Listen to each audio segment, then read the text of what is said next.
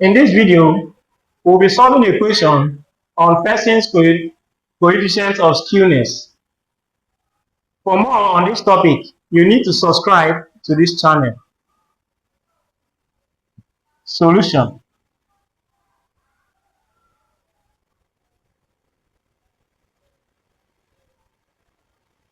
For an exponential distribution with rate parameter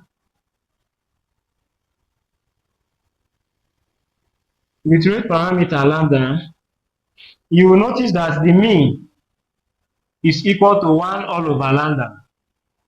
Also, the median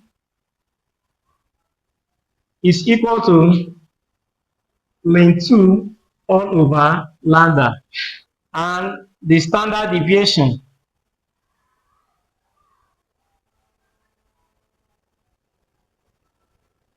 is equal to 1 all over lambda.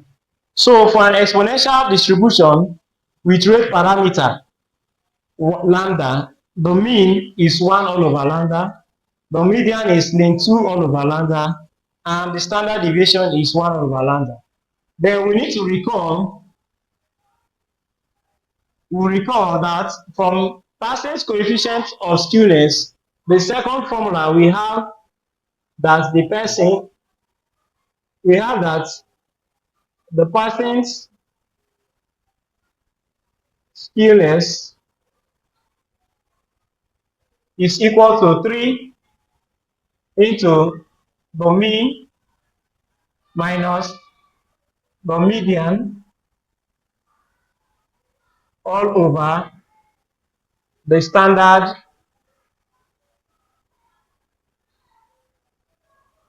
deviation.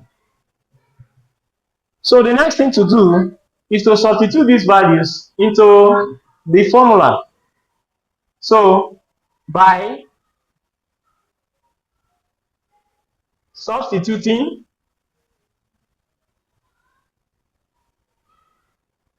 the values, we have that the Pearson skewness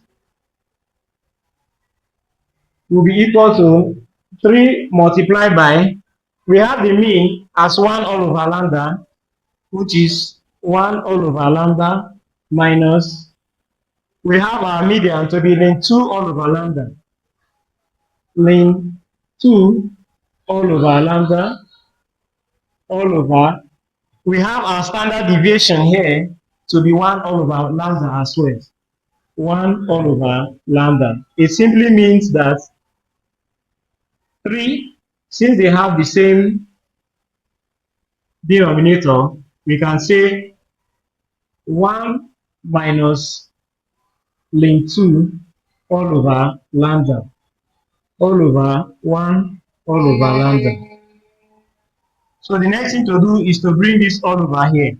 So we have 3 multiplied by 1 minus, okay,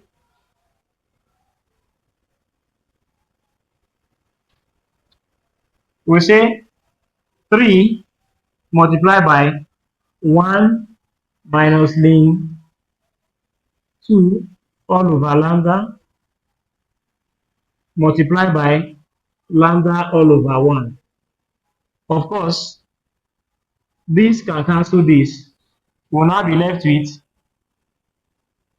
3, 1 minus ln 2.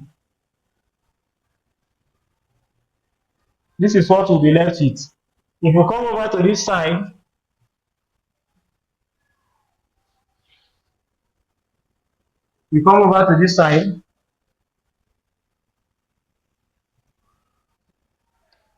we'll see that our Pearson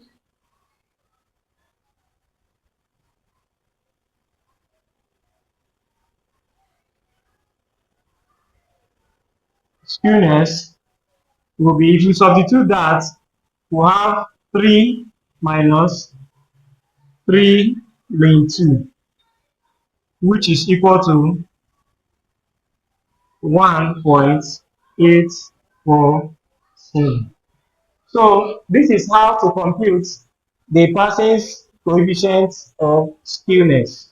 For more on this topic, you need to subscribe to this channel.